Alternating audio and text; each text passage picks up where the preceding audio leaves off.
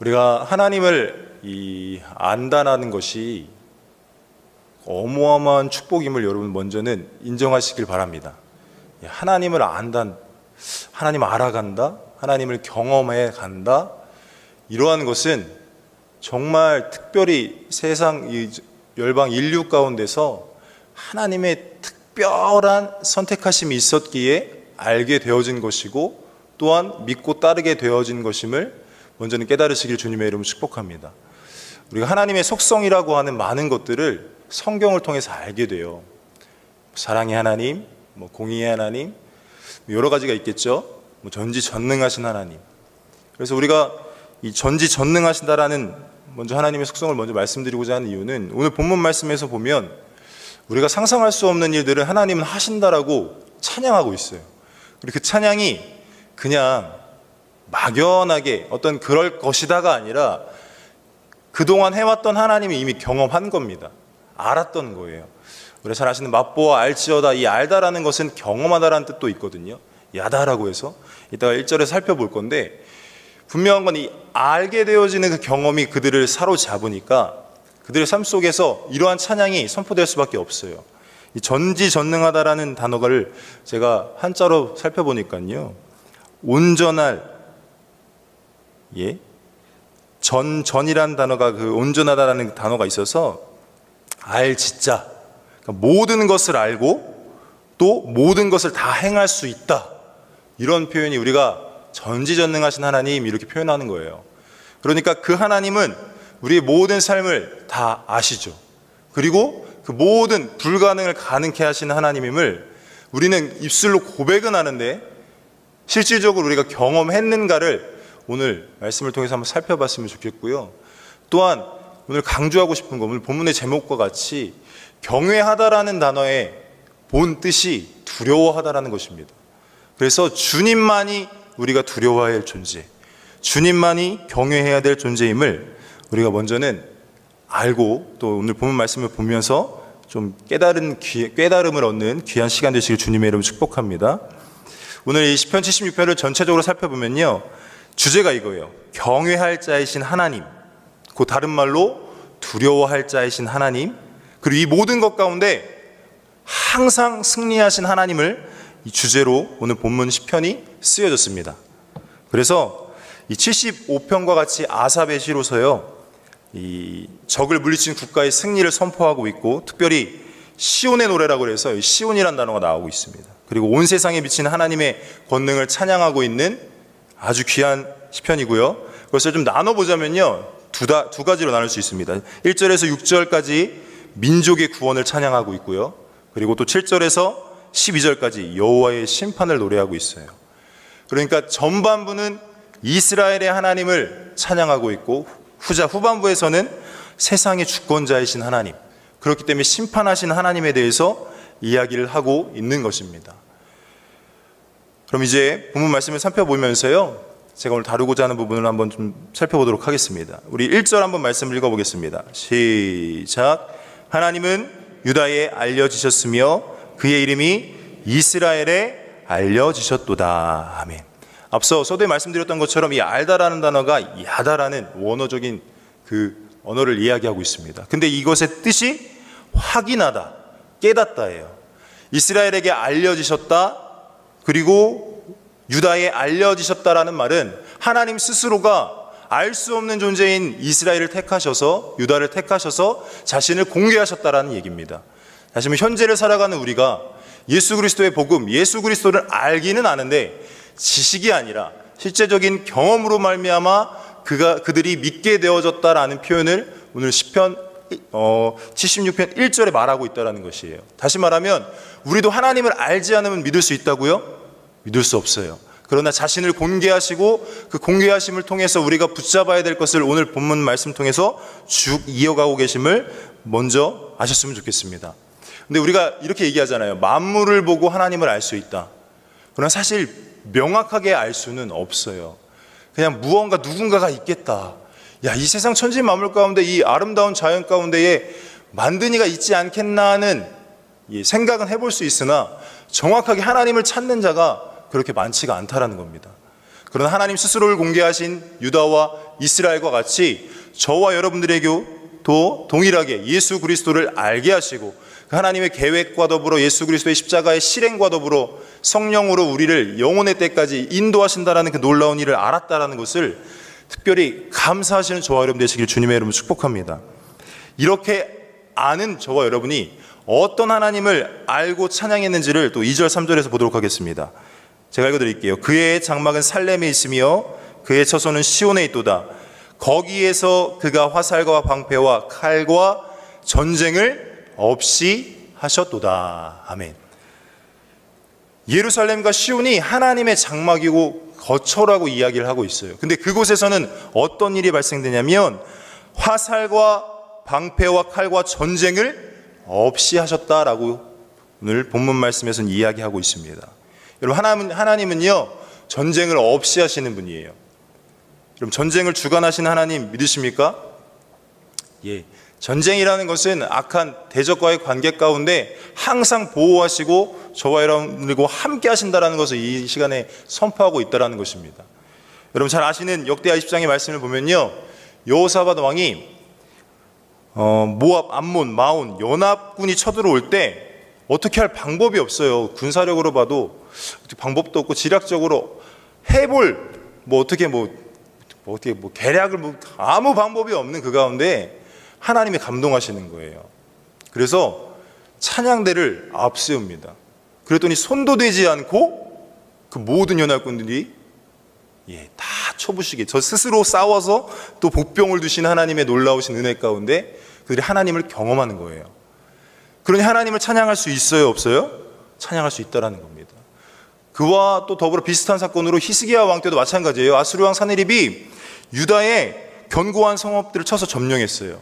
그리고 나서 다르단과 랍사리스와 랍사게를 이 예루살렘으로 보냈습니다. 그래서 그를 포위하고 이젠 이야기하는 거예요. 항복하라고. 그 가운데 하나님께 가장 먼저 구했던 히스기야와 그 많은 이스라엘 백성들이 결과적으로 어떤 일이 발생되어지죠? 생공 읽어드리면 야훼의 사자가 나와서 아수르 진영에서 군사 18만 5천 명을 친지라 아침에 일찍이 일어나 보니 다 송장이 되었더라. 여러분, 하나님이 하신다라는 겁니다. 저와 여러분들은 하나님께 간구할 수 있는 믿음만 소유하면, 우리가 경험한 하나님을 올바로 알고 믿고 따르면 하나님이 책임지신다라는 것을 오늘 본문 말씀을 통해서 깨달을 수 있다는 것입니다. 그런데 문제는 뭐냐면 그런 하나님을 찬양하고 있음에도 불구하고 우리가 그런 하나님을 온전히 의지하지 못해요. 그 하나님에 대해서 올바로 알지 못하고 있다는 것입니다. 계속해서 4절로 쭉 하나님의 하나님 되심을 이야기하고 있어요. 지금 우리가 읽었던 개역개정 성경으로는 좀 이해할 수 없는 부분을 우리말 성경으로 한번 제가 읽어드리면 4절이 이렇게 되어 있습니다. 주께서는 눈부시게 빛나고 사냥감이 있는 산들보다 뛰어나십니다. 계속해서 하나님을 찬양하는 거예요. 전지전능하심을 찬양하고 하나님의 하나님 되심을 찬양하고 있어요. 그들이 알아왔던, 경험해왔던 하나님을 찬양해요. 계속해서 시편 5절, 망함이 강한 자도 가진 것을 빼앗기고 잠에 빠질 것이며 장사들도 모두 그들에게 도움을 줄 손을 만날 수 없도다. 이 말을 우리말 성경 쉬운 성경으로 읽어드리면요, 용감한 사람들이 약탈을 당해 잠이 들었으니 용사들 가운데 그 누구도 손을 쓸 수가 없습니다. 인간의 어떤 용서를 할지라도 하나님의 권능 앞엔 아무것도 아님을 찬양하고 있습니다. 그리고 또 하나, 우리 6절 말씀을 다 같이 한번 읽어보도록 하겠습니다. 시작. 야곱의 하나님이여 주께서 꾸짖으심에 병거와 말이 다 깊이 잠들었나이다. 아멘. 여기서 이렇게 표현하고 있죠. 이 시편 저자가 하나님께서 꾸짖으셨더니 병거와 말이 다 잠이 들었대요. 이러한 일들이 실질적인 우리의 삶 속에서 나타나고 있다는 겁니다. 성경 곳곳을 살펴보니까요, 사람의 마음도 하나님이 움직이셔요. 모든 환경도 하나님이 주관하세요. 그래서 우리는 하나님이 절대적인 통치자임을 인정할 수밖에 없어요. 성경을 읽고 역사적인 사실들을 다 읽어보다 보면 하나님이 함께 하심으로 말미암아 이스라엘이라는 선택받은 민족들을 하나님께서 끝까지 보호하셨다는 것입니다. 그러나 문제는요, 무엇이냐면 하나님의 속성, 하나님에 대한 올바른 알미 이제 흔들릴 때가 있어요. 무너질 때가 있다는 거예요. 그럴 때 하나님께서는 강경책을 두시는 거예요. 얘들아 돌아와. 회개해라. 그럼에도 불구하고 그들이 회개하지 않으니까 결국은 어떻게 되는 거죠? 바벨론에 의해서 멸망당하는 일을 당하게 됩니다. 그러나 거기서 끝이었나요? 아닙니다. 하나님은요, 끊임없이 그들을 일으켜 세우시기를 원하셨고 그 말씀이 동일하게 저와 여러분들에게도 적용되어지는 것입니다. 끊임없이 우리는 넘어질 수밖에 없어요. 무너질 수밖에 없습니다. 그러나 하나님께서 다시금 그 무너짐과 넘어짐 속에서 일어나길 바라시는 하나님의 마음이 저와 여러분들이 하나님께 올바로 섰으면 좋겠다, 하나님 말씀대로 한번 순종해 봤으면 좋겠다는 그 마음보다 더 크다는 사실을 깨달으시길 주님의 이름으로 축복합니다. 그렇기 때문에 하나님이 간섭하시는 거예요. 꾸짖으심에 병고와 말이 다 깊이 잠들었대요. 있을 수 없는 일들이 일어나는 겁니다. 출애굽기 15장 1절 말씀에 홍해바다를 걷는 그 이스라엘 백성들이 애굽 모든 군사들이 수장되어지는 거 보고 찬양하거든요. 이렇게 찬양을 해요. 이때 모세와 이스라엘 자손이 이 노래로 야훼께 노래하니 일렀으되 내가 야훼를 찬송하리니 그는 높고 영화로우시며 말과 그 탄자를 바다에 던지셨음이로다. 아멘. 하나님이 함께 하시면 불가능을 가능케 하시고 수많은 위기 가운데도 저와 여러분을 건지신다는 사실 깨달으시기를 주님의 이름으로 축복합니다. 그 하나님을 경험한 저자였기 때문에 이 아삽이라는 사람이 이렇게 하나님을 찬양할 수 있었다라는 것입니다. 그런데 중요한 것은요, 지금부터 살펴볼 말씀입니다. 다 같이 한번 우리 7절 말씀 읽어보도록 하겠습니다. 시작. 주께서는 경외받을 이시니 주께서 한번 노하실 때에 누가 주의 목전에 서리이까. 아멘. 새 번역 성경에는 이렇게 되어 있습니다. 주님은 두려우신 분. 주님께서 한번 진노하시면 누가 감히 주 앞에 설 수 있겠습니까? 또 쉬운 성경에는 또 이렇게 되어 있어요. 주만이 두려워할 분이십니다. 여러분, 경외한다라는 단어의 원어적 아까 뜻을 말씀드렸습니다. 야레라고 해서 두려워하다라는 뜻이 있어요. 이러한 동일한 단어를요, 시편 66편 3절로 또 5절에서는 어미하다라고 표현하고 있습니다. 다시 말하면 하나님이란 존재, 하나님은요 엄격하고 위엄이 있으시고, 그러니까 그 하나님이란 존재를 우리가 떠올릴 때 우리는 항상 경외라는 말과 더불어서 엄격하고 위엄 있으신 분이기에 두려워하는 마음이 저와 여러분들에게 있어야 된다고 오늘 본문에서 이야기하고 있는 것입니다. 여러분, 하나님을 경외하고 계십니까? 이 엄격하고 위엄 있다라는, 어미하다라는 단어 가운데 우리가 어떻게 이해하면 이 단어를 가장 잘 이해할 수 있냐면 이거예요. 하나님의 행위가 하나님 백성에게는요 감사드리면서 놀라워할 수 있는 계기가 돼요. 다시 말하면 하나님 편에 속해 있는 사람은 두려움이 있을 수 있어요, 없어요? 없어요. 두려워할 이유가 없어요. 왜냐? 하나님이 함께 하시니까. 그래서 여호수아에게도 하나님께서 말씀하시지 않습니까? 강하고 담대하고 두려워하지 말아라. 누가 함께 하니까? 하나님이 함께 하시니까. 근데 문제는 두려워할 수밖에 없는 순간이 있다라는 거예요. 그 하나님이 함께 하심을 경험하지 못할 때, 하나님과 단절되어졌을 때 저와 여러분들은 두려워할 수밖에 없다라는 것입니다. 그런데 대체적으로 저와 여러분들의 삶을 보면요, 하나님과 동행하는 삶을 많이 살아가는가, 그런 어떤 퍼센트라고 할까요? 비율을 살펴보면 과연 하나님과 함께할 때가 많은지, 혹은 하나님과 함께하지 않는 자의 모습으로 살아가고 있는지에 따라서 내가 두려워할 이유가 없이 더 감사하고 그 하나님의 놀라우신 알게 되어지는 경험을 통해서 하나님을 더욱더 의뢰할 수 있고 더욱더 신뢰할 수 있고 하나님만 붙들고 이 세상 승리할 수 있지 라는 자리에 있다면 문제될 것이 없는데, 두 번째, 원수들에게는요 이것이 굉장히 무시무시한 두려움으로 다가온다는 겁니다. 여러분, 하나님 앞에 원수가 다른 것이 아닙니다. 왜 하나님은 경외해야 될 분이고 두려워해야 될 분인가? 우리 8절 말씀 제가 읽어드릴게요. 주께서 하늘에서 판결을 선포하심에 땅이 두려워 잠잠하였나니. 하나님께서 하늘에서 판결을 선포하셨대요. 조금 더 이해하기 쉬운 우리말 성경에는 주께서 심판하시는 소리가 하늘에서 들려왔을 때 이 땅은 두려워 꼼짝도 하지 못했습니다 이렇게 이야기하고 있습니다. 다시 말하면요, 우리가 하늘에 속한 자로 살아가면 두려워할 이유가 없는데, 우리 연약한 육신은요, 어디에 속해서 살아가죠? 땅에 속해서 살아간다는 거예요. 성경은 말하고 있습니다. 우리 마태복음 10장 28절 말씀 제가 읽어드리겠습니다. 다 같이 읽겠습니다. 시작. 몸은 죽여도 영혼은 능히 죽이지 못하는 자들을 두려워하지 말고 오직 몸과 영혼을 능히 지옥에 멸하실 수 있는 이를 두려워하라. 또 누가복음 말씀에도 나와 있는데요, 12장 4절 5절입니다.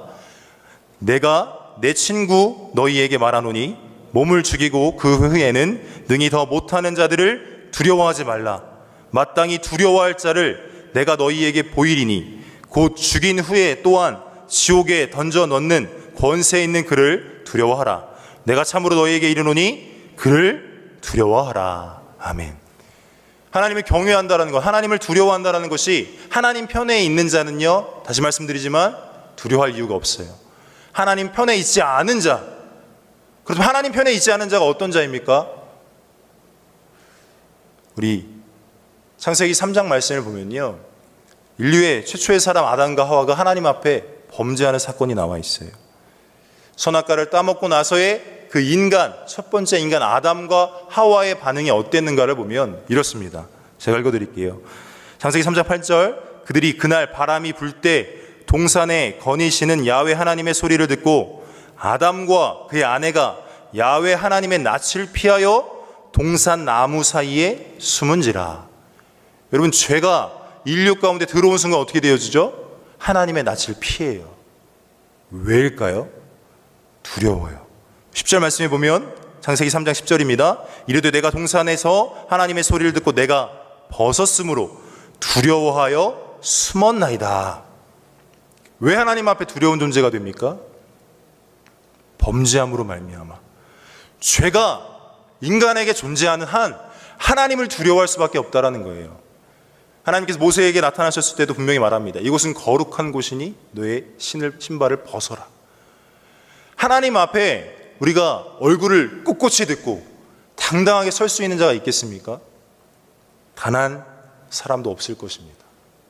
그런데 너무 감사한 것은 이런 죄인된 우리를 위해 하나님이신 아들 예수 그리스도를 이 땅에 보내셔서 죽기까지 사랑하셨다라는 거예요. 그 사랑이 과거 2000년 전에 끝나는 것이 아니라 현재를 살아가는 우리에게도 동일하게 주어지고 있다라는 것이죠. 그런데 이 죄인됨, 죄 안에 있는 죄인된 내가 하나님 앞에 올바로 서지 못하고 있는 삶을 살아가기에 때론 우리에게 의심과 같이 생각이 떠오르죠. 아, 나 이러다가 지옥 가는 거 아니야? 아까 앞서 읽어드렸던 말씀에 분명히 이야기하고 있어요. 몸은 죽여도 영혼은 능히 죽이지 못하는 자. 두려워할 이유가 있어요, 없어요? 우리가 오히려 두려워하는 건 뭐죠? 이 땅 가운데 물질이 없어지면 어떻게 하지? 내가 가지고 있는 재산 다 없어지면 어떻게 하지? 내가 갖고 있는 건강 없어지면 어떻게 하지? 우리가 잘 아는 욥기서 말씀을 보면요, 사단이 우리 인간에게 건들 수 있는 것 무엇이었습니까? 이 세상 것이었습니다. 그래서 마태복음 10장 28절과 누가복음 12장 4절 5절에 분명히 이야기하는 거예요. 마땅히 두려워할 자를 너희에게 보이리니 지옥에 던져넣는 권세 있는 그를 두려워하라. 다시 말해, 아까 읽었던 본문 말씀 것처럼 심판하실 권세 있는 하나님을 두려워할 수밖에 우리는 없다라는 것이죠. 분명히 이야기하고 있습니다. 내가 참으로 너희에게 이르노니 그를 두려워하라. 여러분, 하나님을 두려워하시는 마음 갖고 신앙생활 하고 계십니까? 말씀을 많이 살펴보고 싶은데 시간이 많이 지나서 여러분 생각해 보세요. 왜 우리는 하나님을 두려워하지 않습니까? 제가 기도하면서 간단하게 한번 생각을 해봤어요. 첫 번째, 하나님의 속성을 전혀 모르진 않아요, 믿음의 사람들은요. 그런데요, 잘못 알고 있어요.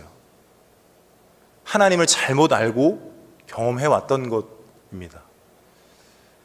저의 얘기를 잠깐 말씀드리면요, 저는 과거 처음에 하나님께서 은혜 주실 때는요, 사랑의 하나님이라는 속성이 굉장히 크게 와닿았습니다. 제가 죄악 가운데, 범죄함 가운데 있었을 때도 끊임없이 하나님은 저를 사랑하시더라고요. 지금도 여전히 사랑하세요. 성경에는요 이런 표현이 있죠. 끝까지 사랑하시니라. 근데 말씀이 있는 와중에 그 끝이 어딜까를 한번 생각해 보게 됐습니다. 그게 은혜죠. 그럼 하나님 끝까지 사랑하신다는 그 사랑이 어디까지일까? 그런데 그 끝이 끝까지 사랑하신다라는 그 끝은 우리가 영원토록 사랑하신다라는 그 약속의 말씀도 맞지만 저 개인의 인생을 살펴보니까 딱 숨이 끊어지는 그 순간까지더라고요. 그 순간까지 끝까지 사랑하세요. 그래서 외치시는 거예요. 돌아와라. 회개해라. 예수님의 공생의 사역 첫 번째 선포가 회개하라 천국에 가까웠느니라는 표현은요, 마땅히 그가 선포할 말은 회개하라 속에 다 있는 겁니다. 왜냐? 그 주님의 마음이 회개할 때 천국을 소유할 수 있기에. 그렇기 때문에 끝까지 사랑하신다라는 것은 임종 직전까지 우리가 예수 믿고 구원받길 원하시는 그 사랑이 저와 여러분에게 표현되었다는 것 깨달으시길 주님의 이름으로 축복합니다. 그런데 중요한 건 뭔지 아십니까? 숨이 끝나는 그 순간 우리의 생명이 이 땅에 있지 않고 하나님의 심판대 앞에 서는 그 순간 하나님이 사랑하시죠. 그런데 사랑하시는 자임에도 불구하고 하나님의 말씀과 같이 심판하실 수밖에 없어요. 그러면 그 심판은 다시 말해 제가 제 아들이 죄를 짓고 제가 판사라고 가정했을 때 제 앞에 섰어요. 그럼 제 의미대로 죄 없다 할 수 있나요? 모든 죄가 분명히 제 아들이 줬어요. 너무 사랑해요. 근데 판사로서 서 있는 제 입장에서 제 아들에게 너는 그 모든 죄가 없어라고 이야기할 수 있나요? 없다라는 거죠. 그런데 딱 하나의 방법밖에 없는 거예요. 예수 그리스도. 예수 그리스도가 그 죄를 없게 하신 겁니다. 우린 죄 없는 자가 아니라 죄가 있는 존재이오나 예수 그리스도가 그 모든 죄를 담당하셨기에 우리는 하나님 심판대 앞에 설 때에 공의로 심판하실 그 하나님이 저와 여러분들이 오늘 말씀 가운데도 동일하게 이야기하고 있어요. 두려워할 수밖에 없다고. 그 심판이 선포되어질 때는 여러분 깨달으셔야 됩니다. 잘못 알고 계시면 안 돼요. 분명히 하나님의 공의가 선포되어질 때가 있고 그 심판이 우리 눈앞에 펼쳐지는 순간이 다가온다는 것. 그렇기 때문에 죄에 대해서 어떻게 우리가 인식해야 되는 겁니까? 요셉처럼 하나님의 뜻을 구해서 보디발 장군의 아내의 유혹을 어떻게 해야 되죠? 이겨야 돼요. 죄를 이기려고 몸부림쳐야 된다는 겁니다. 그리고 죄의 자리에도 함께하지 않기 위해 날마다 승리의 삶을 살기 위해 왜 우리가 기도합니까? 왜 우리가 말씀을 읽고 신앙생활을 하는 것입니까? 딱 하나입니다. 하나님 편에 속하기 위해. 잘못 알고 계시는 사람 중에 하나님이 나를 사랑하시니까 내가 이런 죄를 지어도 하나님 다 용서하시겠지. 알고 짓는 죄는 하나님이 용서하지 않겠다고 히브리서 말씀에 나와 있는데도 불구하고 그 말씀은 온데간데 없죠. 여러분 하나님을 올바로 알고 경험하시길 주님의 이름으로 축복합니다. 그런데 왜 하나님을 두려워하지 않는가? 두 번째는요 이거예요. 하나님보다 더 높아져 있어요. 다시 말하면요 아예 하나님을 무시해요. 잘못 알고 있는 것 이상으로 교만하면요 답이 없습니다. 왜 마귀가 심판당하죠? 교만했기 때문에. 여러분 이 짧은 시간 말씀을 나눴습니다. 더 자세히 말씀드리고 싶지만 시간이 허락되지 않아서 여기서 말씀을 마무리하면요 간단합니다. 우리가 하나님 앞에 두려워하지 않을 수 있는 존재임에도 불구하고 두려워할 수밖에 없는 이유는 우리가 죄인된 존재이기 때문입니다. 그 죄악이라는 것은 하나님께서 함께 하실 수 없어요. 한번 생각해 보십시오. 천국에 죄를 갖고 들어갈 수 있습니까? 여러분 천국은요 죄를 해결받은 자만이 들어가는 겁니다. 나는 죄가 없을 수 없으나 죄 없으신 예수 그리스도를 붙잡고 들어가는 거예요. 그래서 그분이 저와 여러분의 손을 잡아주셔야 돼요. 그런데 분명한 건 뭔지 아십니까? 하나님께서는 손을 놓으신 적이 없어요. 나라는 존재가 있는 그 자리에서 내가 손을 놓아요. 다시 말하면 하나님께 등을 돌리고 있다는 거예요. 죄를 짓는 거는 하나님께 내가 등을 돌리겠다라는 의미예요. 그렇기 때문에 하나님 말씀을 들은 저와 여러분들은 어떻게 살아야 되냐?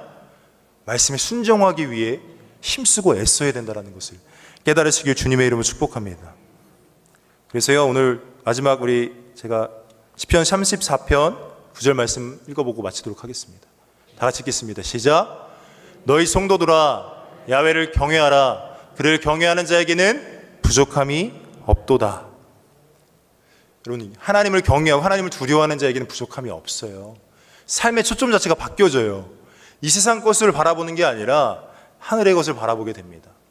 이 세상에서 나의 형편과 사정에 막 좌지우지되는 게 아니라 내 감정이 흔들려서 때로는 내가 은혜 받았을 때는 하나님 막 찬양하고 기쁘고 감사한 게 아니라 하나님의 말씀 앞에 온전히 세워져 나가는 올바른 신앙관이 잡혀있는 사람은요, 그냥 경외하는 것 자체가 마땅한 거예요.